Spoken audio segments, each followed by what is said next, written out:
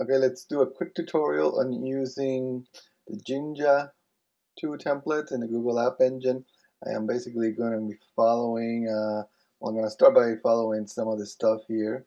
So you go into here, getting started guide. Let's go down to here to using templates. And this tells you how to get started. The main thing, first thing they tell you is that you got to go to your app.yaml and add these lines there. That's going to tell it to load the Jinja2 library, so we're going to do that. This is my app.yaml file, and I'm going to paste that in there. Make sure the spacing is correct. So 0 spaces there, and 2 spaces here. 1 there, okay. Then it says add the following statements to the top of my file. I'm going to do that, cut that, come over here, and go to my hello world, and I'm going to paste that over there. So basically I'm importing the Jinja2, I'm importing some OS stuff, mostly because I'm going to need it right here.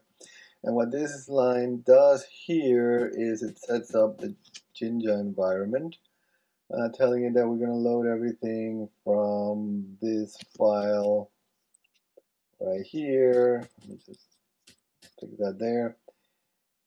This is telling it becomes like this file, hello world. So it's telling it that all the templates are going to be in the same directory of this project. I actually don't want that. I want my templates to be in the subdirectory of my project. So I'm going to add this in. So it's telling it that my templates are going to be in /templates. So we haven't done anything with this, but we go over here, things still work. And we haven't changed anything, so let's go back to here. It's my template. And then here to tell you they're building a little application there. I'm not going to do all that. I'm just going to grab this code here, and well, we'll need template values too here. So go back over here. You see, this is so this worked before up to here. It's just telling the response type is going to be in this case text, and print that out. I could have changed this. You can of course, change that to HTML and just start spitting out HTML. Do stuff like this. Well, probably have to do a doc type and HTML, etc. So you could do that, for very, very, very small applications, but this is really bad news, right? You do not want to have a bunch of HTML code inside your Python stuff. You want to separate your HTML into its own HTML files, and that's why we're using templates, okay? So we don't want to do all this stuff here. So I'm going to go over here and create a new folder called templates. That's where I'm going to be putting my template. Let me finish what I was doing here. I'm going to paste that code in. So this is the code that's going to load the templates and display the template. And I don't need those anymore. I'll fill those in a second. And let's say my first template, I'm going to call it master.html. So pick that. So what does this do? This, we're creating a dictionary that has nothing in it. We'll fill it in a second. Here I'm telling it that my template is master.html. Now because I gave it this, here this says that this master HTML file is going to be under /templates. So let's create that master. So I'm going to say right click on templates, go new, other. I'm going to have to go down to web, HTML file, and then it's going to be called master. So now I have a master.html file right there that this guy is going to use, and you see I'm still doing self-response out.write, but instead of just writing some HTML writing here, I'm going to call template render, whatever. So let's see what happens if I run it right now.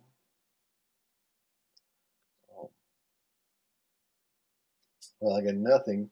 Actually, I do get something. But as you can't see, there's nothing here.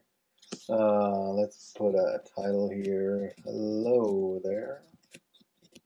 So save that and reload the page, and so it is working, right? So what this is doing is it's loading up that HTML file, this one here.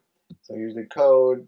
The code loads the HTML file and runs it to a template. So right now, the template is just an HTML file. It has nothing in there. Nothing is getting replaced. So what we're going to be doing, what we do with templates is the template values variable is a dictionary, a Python dictionary that we pass, and its values get replaced in the template. So for example, if I do title and say this is my new title, right? So notice this variable template values is a dictionary literal, right?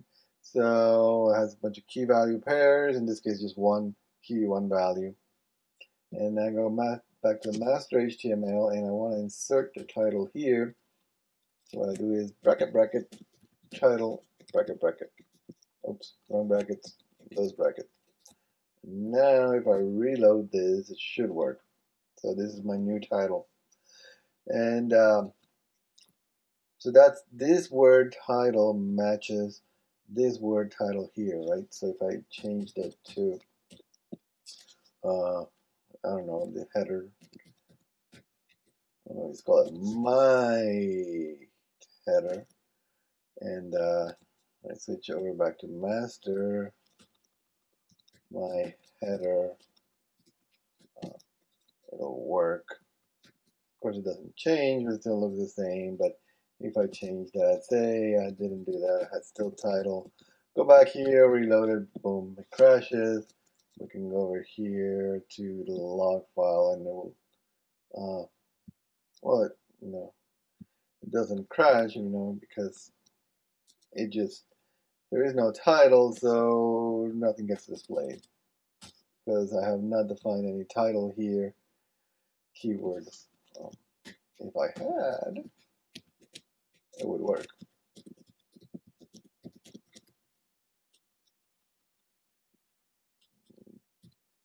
This title.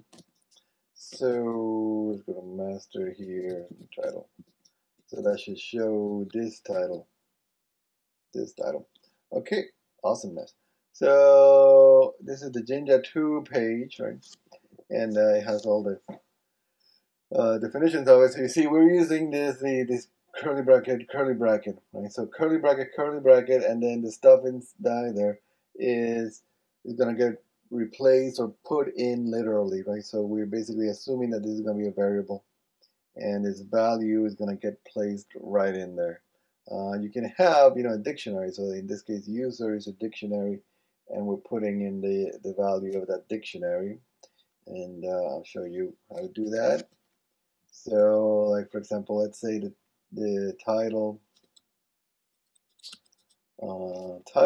is going to be names, and I haven't defined names. I'm going to say names is itself a dictionary of first Alice and second Bob. So names is a dictionary, and I pass in that dictionary to titles. And now I'm going to change title dot first.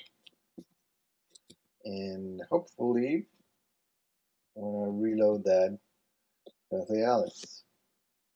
So you see how that works, right? You can pass dictionaries, or you can pass a dictionary, and you can then access it using the dot notation. You can even call Python methods on the object. So if you pass, instead of a dictionary, or if you pass a dictionary, you can call a method on it. That's fine. You can do that within the template file. So those are the double curly bracket. There's also this other one, curly bracket %sign. And for that one, basically it assumes that this is going to be like a special part of the Jinja language, if you will.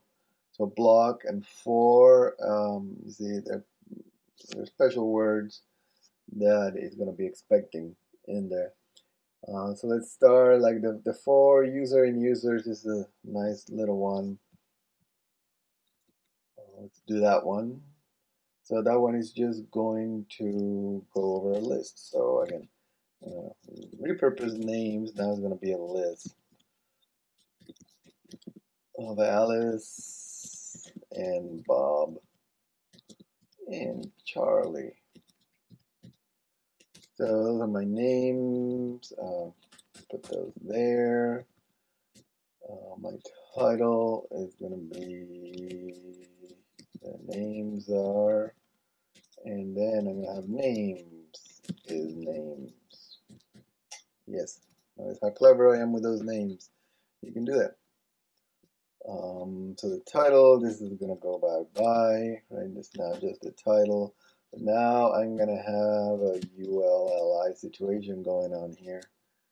And let me just go back to here. So I'm going to say for user in users, or for name in names in our case.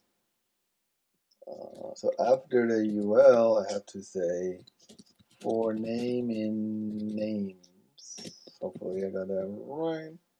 And then the I, that's contained the variable name. And then I have to do this and for. Right, so it's and for the variables in there. And hopefully it's name and name, so I'm passing names. So that seems okay. With an S at the end, so it's hard to remember those things. And no, I didn't like that and or. Oops, and or. That's not right. It's and for. There we go. So Alice, Bob, and Charlie. So you see, pretty neat. So you can write a little template, you know, because your template, when you're writing the template, it's almost HTML, but you don't know how many li instances there are going to be, right? So you do this kind of stuff.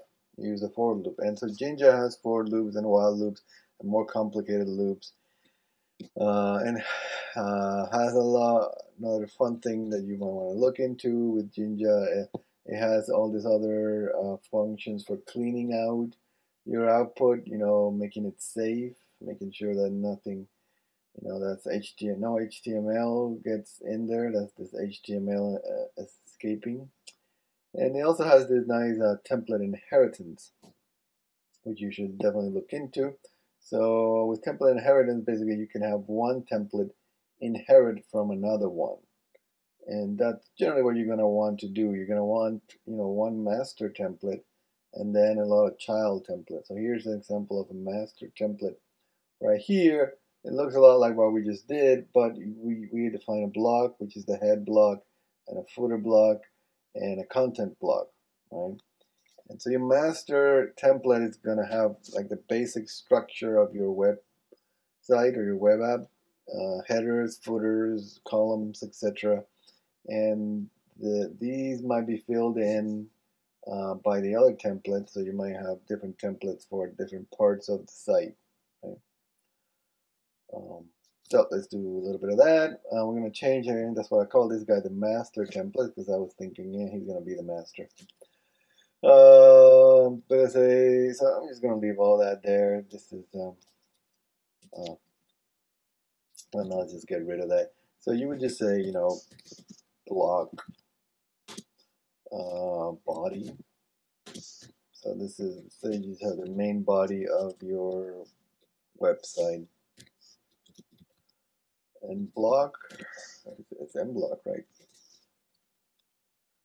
Yeah, so block, the name, whatever name you want to call it, and then the end block.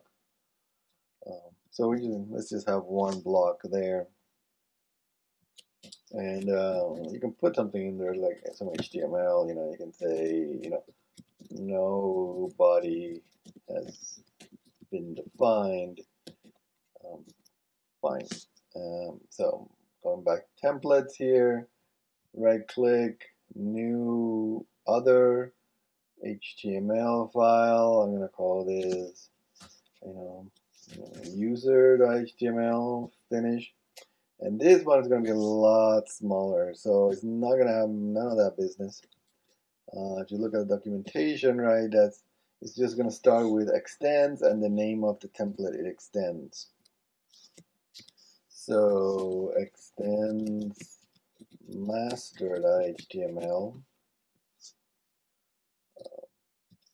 right? And then you're going to have the various blocks. In this case, we only have one block, which is the body. So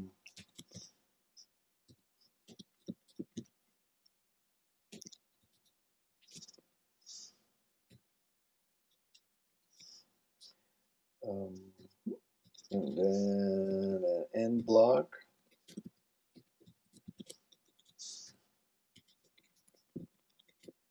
I'm just going to say this is the user page.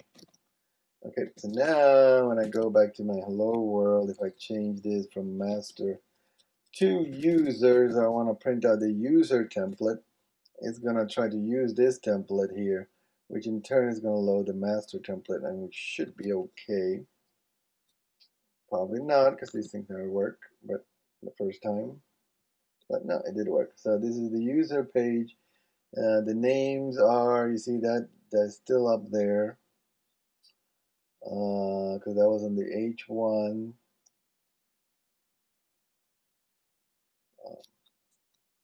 Wait, I'm confused. Why is that still up there?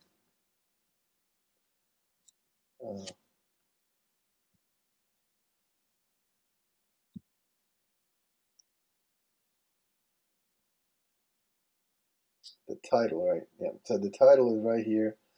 And so that is outside the body. If we have moved, this is a good example. If we have moved that over to within the body, right there, and then we reload it, then it goes away, right? Because that is now part of the body block, which gets redefined by the user.html, and that's the template we're defining. So that's a little bit about how inheritance and inheriting templates works.